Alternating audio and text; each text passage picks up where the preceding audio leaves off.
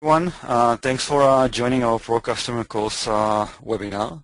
I assume you guys are all here to make sure your customers are successful. You want them to stay with you and eventually buy more over time and learn how to do this process or make this process as efficient as you can. So I'll start with introducing myself. My name is Omer Gottlieb. I'm the co-founder and chief customer officer of Totango. And the main thing that I wanted to do with you today is actually share a lot of the knowledge and best practices that we've learned from other customers on what's the best way to actually manage a customer success organization and customer success processes. One thing to remind is that that's not a one-size-fits-all. So I'm going to include a lot of examples in the session today. Hopefully you'll get a lot of ideas on what's the right things for your company, but you need to remember that different companies run different processes, so not all of the examples will be right for you guys. So again, thanks for coming. The agenda that I will cover today is, again, start a discussion on why becoming a pro-customer company. We'll discuss the customer success goals and approach.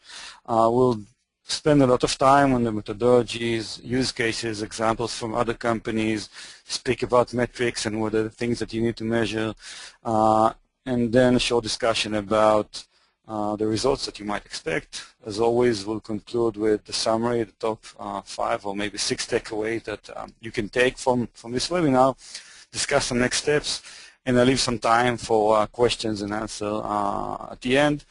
The best way to send us questions during the webinar is to just email, my email here, so feel free to send it either during the webinar or after the webinar itself. So let's start. Becoming a pro-customer company. I've covered many of these discussions in the previous webinars. I'll do that shortly today. And the idea is that customers or companies understand that they need to move from product-centric company to customer-centric company. And to do that, you have to actually be a pro-customer company, meaning you always have to provide value, so pro value. How do I provide value to my customers? You need to be proactive, and you need to do that in a professional way. So these are the three pro customer things that we preach to: providing value, being proactive, and always be professional in the way that you actually do that. If you do that, and that's what we experience with our other customers, then focusing on customer value will make your customers successful. It'll eventually will help you to increase customer acquisition rates, increase retention rate, of course, and eventually increase your customers' lifetime value. These are some of the results that we were able to achieve for our customers based on our tools and methodology. Again, this is a part of a series of webinars that we're doing on how to become a pro-customer company. We did already 2 of them. One was for free trial. The other one was customer lifecycle marketing. The next one is 2 weeks from now regarding upselling and renewals. If you haven't had the time to actually watch them live, there's also links to videos in our website, so feel free to actually go into our website and watch those. And this webinar will probably be there as well in a couple of days. So let's start by discussing the customer success goal and approach. And we say that the goal should be, of course, to make your customers successful. It's not just about how do I increase revenue. It's not about how do I reduce churn. If you're going to make your customers successful, eventually they'll stay more with you. They'll buy more over time, and this will actually lead you to high retention rate and high customer lifetime value. So the goal is, how do I make my customers successful? But the truth is that the world has changed, and actually customers have now a lot of decision power. They're in the drive seat, and the question is, how do you take back the control? And we do that by always providing value and build trust. And this is something that you probably noticed throughout the entire series of the webinars, and this is what leads to Totango as a company. Drive to provide value. if you do whatever you need to make sure your customer sees value from your product, from your processes, from your discussions, then of course renewals, upsells, and also endorsements, which is very important. I'll discuss this later in this webinar, they will follow. Give to get, that's how you're going to beat your competition. Eventually, feature by feature comparison, you may be better now, they are maybe better now, you may be comparing to each other, but if you provide the best value, the best services, this is your way to actually beat the competition. So let's discuss how we do that. Let's speak about our methodology and use cases. And the first thing that I actually wanted to share with you, which is a very important piece of the methodology, is the lifecycle journey. I'm sure some of you already saw this map, but again, very important to me to emphasize this again. Your customers are actually going through a lifecycle journey. Throughout the different lifecycle stages, they actually are going to different checkpoints, and along the way, they have to make a lot of decisions. And like it or not, most of the decisions they are making without you. They're going to make without you.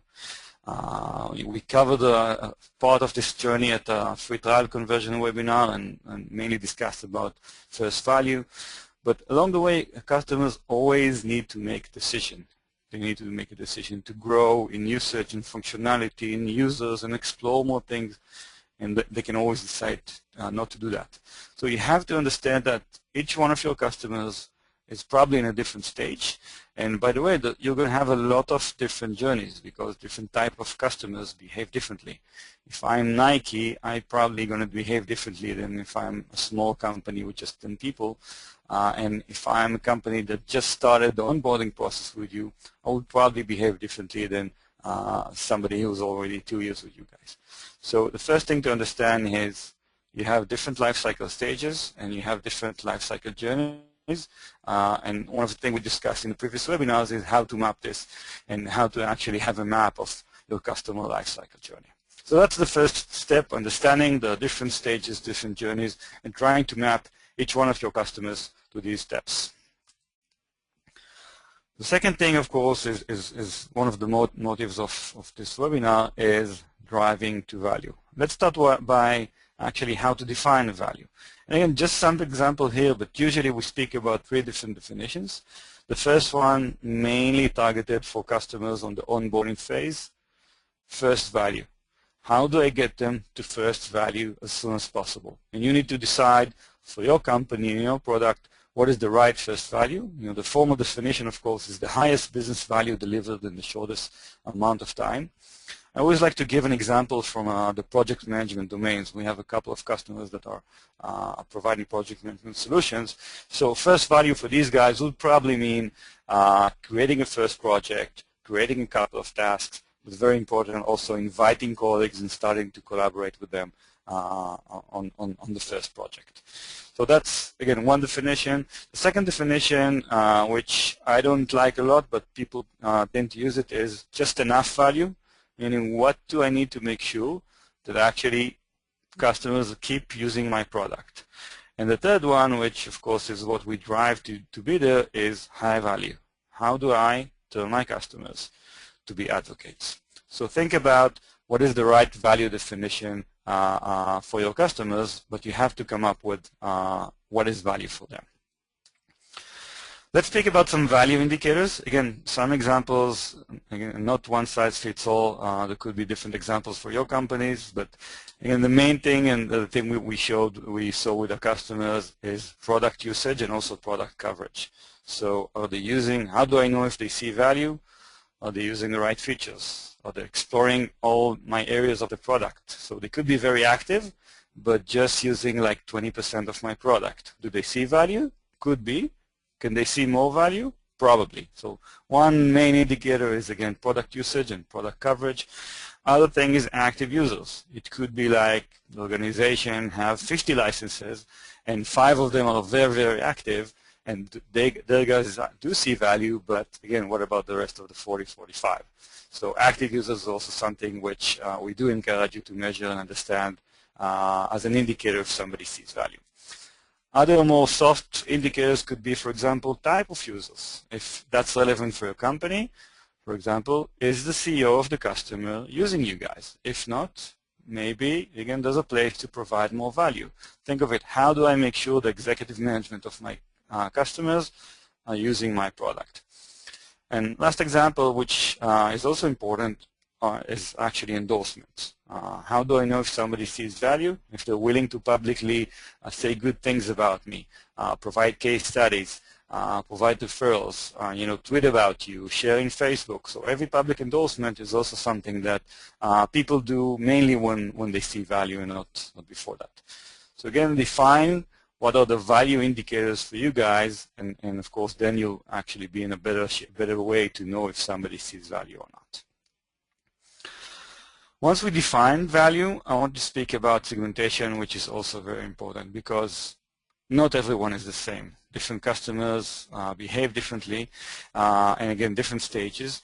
And usually what we do is start with 4 main generic buckets. Again, very initial, and I'm assuming for each one of you the buckets might be different and probably should be much more fine-tuned. Just to understand the methodology, the basic segmentation is actually segmenting customers to, again, paying customers. For people that never really completed onboarding, so there's probably something that was wrong with the onboarding process. They never saw value. And your target tool there would probably, let's get them back from start and restart the process and get them to value. The second bucket is people that saw value, that were using your system, but something happened. There was a sudden decline in usage. And of course, the thing that you need to do is alert to your customer success team, check what's going on with them, and get them back to track. That's, of course, very, very important to reduce churn and increase retention. The third one is people that are actively using your application. They do see value, but I'd say there's plenty of room to actually push them forward to more value, maybe explore more features and more functionalities, and maybe expand the usage within the entire company. So they're okay, but you can do much better. And the ideal is actually drive as many customers as we can to the high license feature utilization, which is the best way to actually convert your customers to be an advocate. And we do see that even in Totango, when you have customers that are your advocates, they're doing a lot of things for you. They're going to send you referrals, and they're going to do case studies for you, and they're actually increasing the value of your company significantly. Again, your job would be, how do I push those segments to be high license and feature utilization? So segmenting your customers is something which is very important.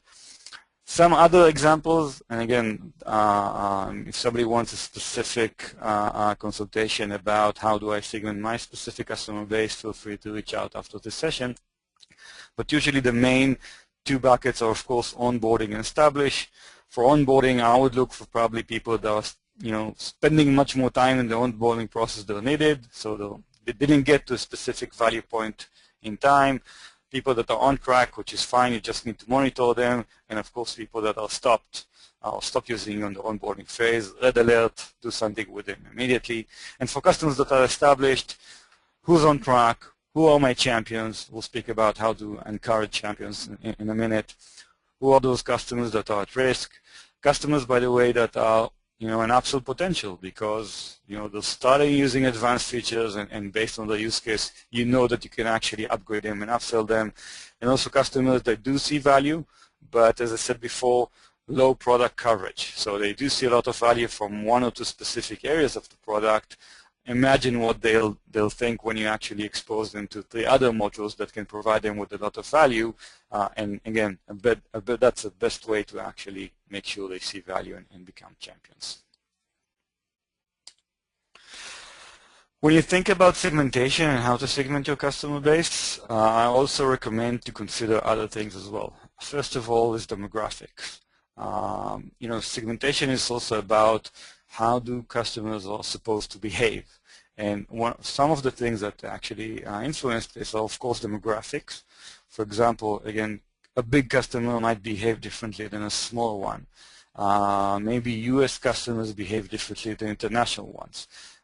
Could be type of customers, verticals. Think of the roles. If I'm selling to a VP of marketing, should I expect him to behave the same way as if I'm selling to a product manager, for example? And also think about previous interactions that you've had with them. Are you doing monthly checkup? When was the last time that somebody spoke with them? Did they attend the training? What's, how many support tickets they opened lately? Whether there was an increase or a decrease in that? Did you meet them? So there's a lot of indicators that you can actually gather that eventually should influence on a behavior and explain you where somebody is actually on the value path and value chain. So let's discuss for a second about alarming signals. What should I be looking for? So the signals we usually recommend to monitor, first of all, again, we do see that usage is the main indicator for engagement, is the main indicator to understand if somebody sees value or not. So first of all, look for usage drop, both in the account level, so how is the account, how does the account behave, and also on number of users. So again, it could be that the level of activity done by the entire account is okay, but you lost like 30% of your users. Again, that's an alarming signal that you should attend to. The second thing is not covering functionality. If you're using just 50% of your product, I would say that that's a signal that, again, you should need to be alerted for. An admin change. If your champion actually changed though, and that's actually a nice story by one of our customers. They got an alert and noticed that there was an admin change in one of their customers, so they proactively, again, you need to be proactive, they proactively called the new admin, and he just told them that, wow, the person that was actually responsible for your system, she just left the company for maternity leave, and I really don't know what to do now. And that's great that you called, and actually they tried to transform almost a crisis and they turn this customer to a champion. So again, an admin change, that's a great example, a great signal to monitor. Again, not always it will signal you there's something wrong, but it will signal you that there's something that you need to attend. That's a good it's a checkpoint to speak with the customer and see if you can help them. No interaction in the last few days, few weeks, few months, and that really depends, if you're a low-touch business or high-touch business, if you have many accounts or if you have fewer accounts. So if you do expect your customers to be in touch with you or get, respond to your email, respond to your phone calls, attend webinars and things like that, also monitor when there was no interaction for the last period. And also support tickets. If somebody is opening a lot of support tickets, it could be an indicator that there's something wrong. So again, these are just examples of signals to monitor to understand whether somebody is on track or not and what's the overall health of a specific customer. Let's speak about engagement play. So up till now, we analyze, we define value, we define different segments, we defined alarming signals. But what we do, how do we actually take this into action and drive customers more to value? When you think about it, our motto is the right action with the right customer, of course, at the right time. And when you define engagement plays, you need to define a goal. For example, I want to push to a value point, so one engagement play would be, let's deal with all customers that aren't covering more than 30% of my product. And the goal should be, I want to make sure they'll start using other features of the product that I haven't used before. The event would be that, for example, when you identify a use case like that, channels is how you interact with your customers. And that's something which is very different from different type of customers. If you have fewer accounts, then the best way is probably give them a call, even maybe meet them. If you have high volume accounts, then of course it's probably an email campaign or things like that. And you also need to think about the message. What am I trying to do with them? So with these guys, for example, I would start sharing with them ROIs and case studies about other customers that use the functionality that they're not using, and again, drive them to value. So the right action with the right customer at the right time. Let's speak about how to drive value. I mean, think of it. You have many tools that, if you use them correctly, you're going to create a wow effect with your customers. Some of them are listed here. We have plenty of other ideas, but these are things that actually work well with our customers. First of all, product expertise. I mean, speak with your customers. And show them how they get more from your product. Identify the use case. Identify what they can actually, things that they're not using correctly, and teach them something. So be proactive and actually share a lot of your product expertise and domain expertise with them. The second one is based on data, insights. If you have relevant data in your product, call a customer and say, I looked at your data and I found out this and this and this. Imagine if you're speaking with a VP of product and you give him data. Right now you can go to the CEO and teach him something. In a minute you turn them into a champion. So if there's relevant data in your product that relate to a value that you can create with your customers, invest time in this. You could do that manually. We do that sometimes automatically. Again, it really depends on the solution that you have, but share this with your customers on a periodical review and actually turn them into a champion. It's also about sharing domain knowledge. So in Totango, for example, we do share with our customers a lot of data that we gather, a lot of benchmarks, a lot of processes. By the way, this webinar is actually a good example. We have some prospects in attending, but also some customers. So we do share a lot of domain knowledge with our customers. Again, that's one of the ways to provide value for all your customers. Public endorsements, go to case studies with them. Make sure everybody knows that they're using the great product that you have, but in order to make them successful. It's all about them. It's not about you. Invite them to closed user groups. So in Totango, we have like users group for customers that are very active because we really rely on their feedback. So that's a great way to tell them that, thank you for this, and actually we want to hear what you're saying.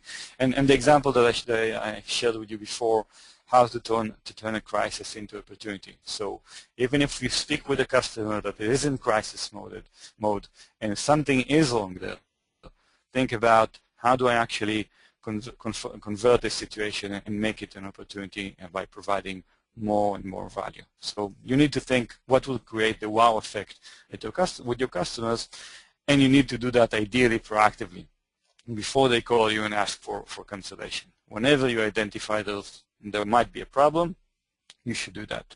And the engagement tools that you have are, again, are really different. There's a lot of tools. Really depends on your process and product and customer base. The main thing is that you have to be proactive, and it could be a monthly account review. It could be just sending him an email, chatting with him on the phone.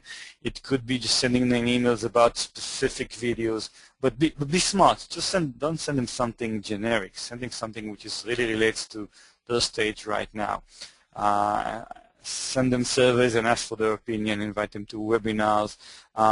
T-shirts, for example, and one of the things I like to do in Totango is we do identify our champions, our advocates, which are the end users that are using Totango the most, regardless of whether they're in a small account or bigger account. And we actually are selling them T-shirts and mugs, and that's a great way to actually make them much more champions. With your customer success team, before they reach out to the customers, make sure that they're doing the right thing. First of all is focus. They need to be able to contact the right person at the right time. So learn about your customers. Learn about insights that you get from actually how they use the product, what are the things they're doing and not doing. Drill down and learn about the usage pattern, how many users they have, and mainly think about how do I drive them to value. So stop doing generic calls like, hey, it's time right now for an account review. Be prepared for this. Understand what's working for the customer, what's not. Understand what you can actually do to help them improve. And based on that, actually plan your next step, whether it's an email or whether it's an account review. It has to be focused on how do I drive this specific customer to value. And we have a lot of automatic tools for that in Totango, and there's also a lot of, again, manual tools. It really depends on your business process. Other example for engagement plays could be how to emails when you identify somebody who's stuck in the onboarding phase. Again, a simple email, and we covered a lot of these emails in the previous webinar, so feel free to attend to actually view it again. So how do I complete a specific process in my product? Identify when somebody needs help. They didn't complete a process. You know, sometimes they do like to speak with you, sometimes they're not. A simple email, that's a great example from New Relic. We identify that you haven't done something. Would you like to speak with us? Zendesk, one of our customers, a great example when they identify that somebody isn't using one of the features, views for example, they automatically implant a video in the session. And this is a specific video and of course how to use views. So again, it's not a generic one. They identify the status and stage of a customer, meaning somebody who isn't really using it the way it's supposed to, and again, providing him value, but by sending him the right content at the right time. One of the most important things that we found that's working great with Totango is actually what we call usage reflection. Think of it, you know how your customers are actually using your product. If you have a champion, usually when you're selling to a big company and you have a champion over there, he's also concerned about how do I make sure everybody in the company implements this solution? How do I make sure everybody on board with it successfully and actually using it? So you can actually provide them with information on how the company are using your product. One of the best examples is Salesforce. Salesforce on a monthly basis is actually sending you a report of saying these are the things that you've used, but more important, these are the things that you can actually cover. And you know, that's, they say that that's one of the best actually upsells tools. So expose to your customers, help your champions know how to get more done, help them understand how the colleagues are using your product or not using your product, and recommend what are the things that they actually need to do next. So usage reflection is a great tool. And another thing is, again, power users. I spoke about this briefly. How do I turn power users into ambassadors? Again, you can just simply identify people that are using you the most and just send them love. It could be a thank you note, as you see an example in the email. It could, again, it could be some gift. It could be like a T-shirt or a mug. But think about how do you share love also with your, let's say, best customer. It's not just about working with people that need help. It's also about acknowledging the people that use it the most and actually sharing the love with them.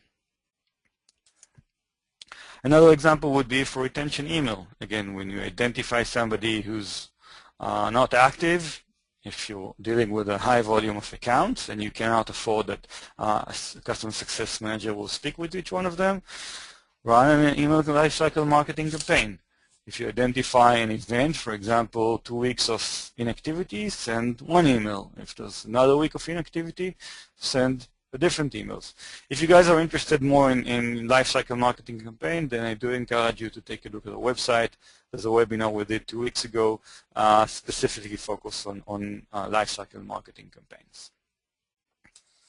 So these were some of the examples and use cases from our customers. Again, there's a lot of other things to share, so feel free to reach out to us after this webinar. What I wanted to do now is actually speak about tracking and improving. How do I know when somebody's off track? What do I need to measure, and what are the things that I need to take a look? And again, it's not plain vanilla. It could be different for different kinds of customers, but these are the things that we do and our customers are actually doing.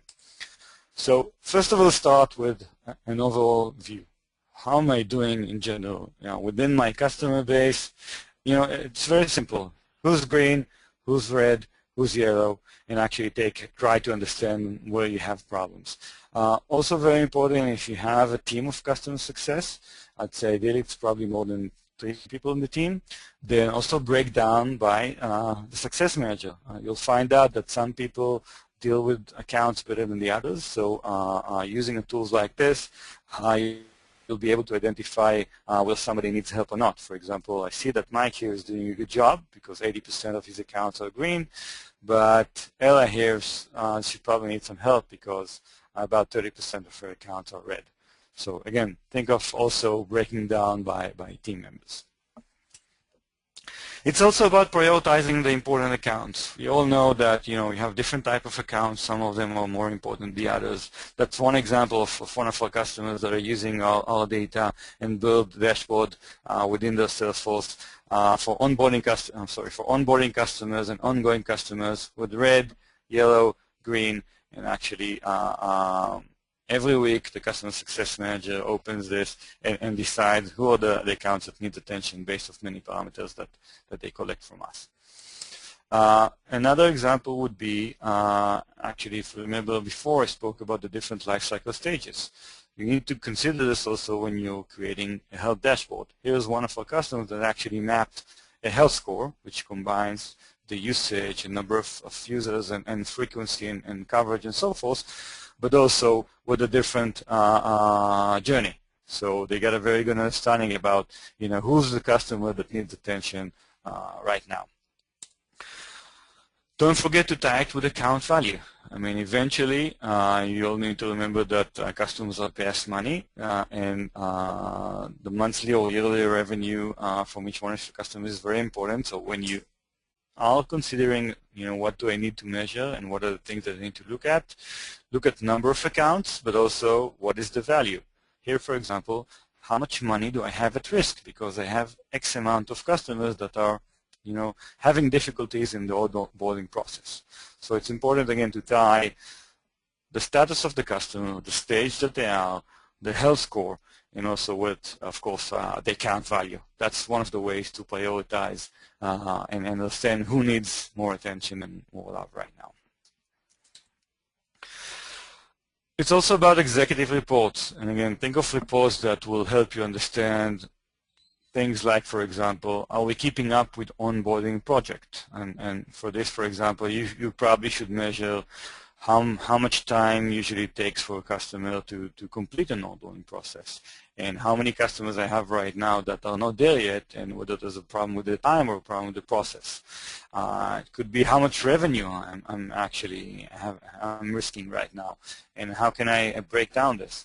And actually, what's a trend of daily active users? So these kinds of reports will enable you to understand what is the problem in a specific customer, but also, again, maybe there's a problem with a specific stage or a specific process, and then you'll be able to actually plan the right get well plan.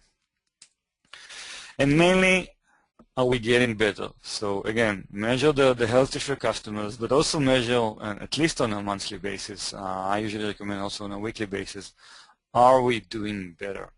Do we have more customers with good health or less than?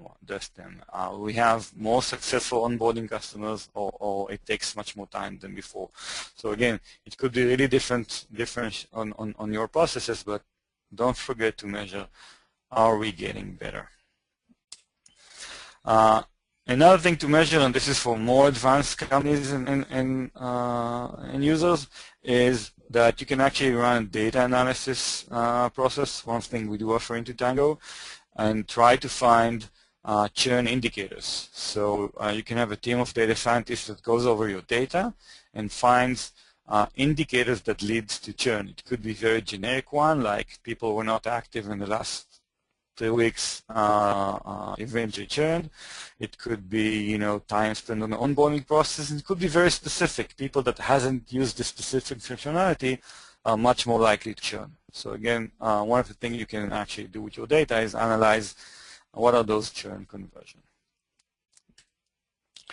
Let's speak about the results that you might expect, and obviously the main one is increased customer retention. So with our use case, customers that are using our methodology and tools actually saw an increase in customer retention by 25%, and you should measure, of course, your own success rate. But you need to remember it takes time, and it takes time and tries.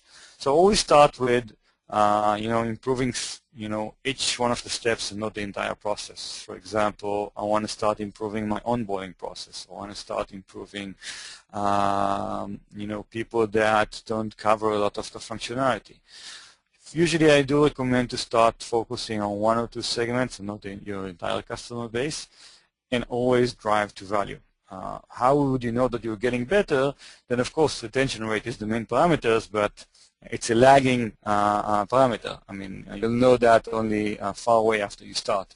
Usually, what we recommend to measure is also shift in segments. For example, less user, less accounts are actually non-active. It's also should also actually you should be able to see that more people are using your product more and using more of the functionality. And as I said before, it's also about public endorsement. In my team, for example, we measure customer success also by a number of case studies. So how many people are actually very active, how many people are actually are using our product and system, how many people renew and upsells, but also how many people share their love about Totango publicly. So think about it also with your process. So the 6 main takeaways that I'd be happy if you can get from this webinar. What do you need to remember? The first one is actually you need to look at multiple data points. Your customers have a very large digital footprint. The main is how they use your product. But also other indicators like, again, attending webinars and support help desk and meetings and trainings. So you need to take a look at on the entire picture. What are the entire, let's say, complete set of things that my customers are actually doing in order to actually define a good health score. Then define the right value indicators and also the monitor signals. I share with you some examples. Think of it. How do I measure? How do I know when somebody sees value? The third one is you have to be proactive, and of course, don't forget you have to be proactive and smart. It's not just about sending them content or contact them at the right time. It's also with the right message. Always drive to value. Always try to turn a crisis into opportunity. The fourth one is not everyone the same. I mean, you may want to drive different business processes for different type of customers. You may want to actually define different value points and different monitors and signals for different size of customers. So it's okay, and you should do that because actually not every one of your customers is the same. It's also about measuring and improving. It's always changing. The market is changing, your business process is changing, your customer base is changing, competition is changing. Always measure and improve. Are we doing the right things? Do we hit our targets? What are the things that we need to actually improve and get it back to work? And the last thing is, don't forget to love your champions. Again, most of the customer success organization I work with initially focus on people that needs attention, and they're right. I mean, most of your attention should go there, but spend some time, make it a habit, maybe a day in a month, to speak with your champions, share their love, share your love with them, and also get their love. It's very important. Things that you can either share internally with your company or ideally also externally will actually help you get much more value also from your existing champions. Our call to actions is always create recurring value and revenue will follow. So always drive to value.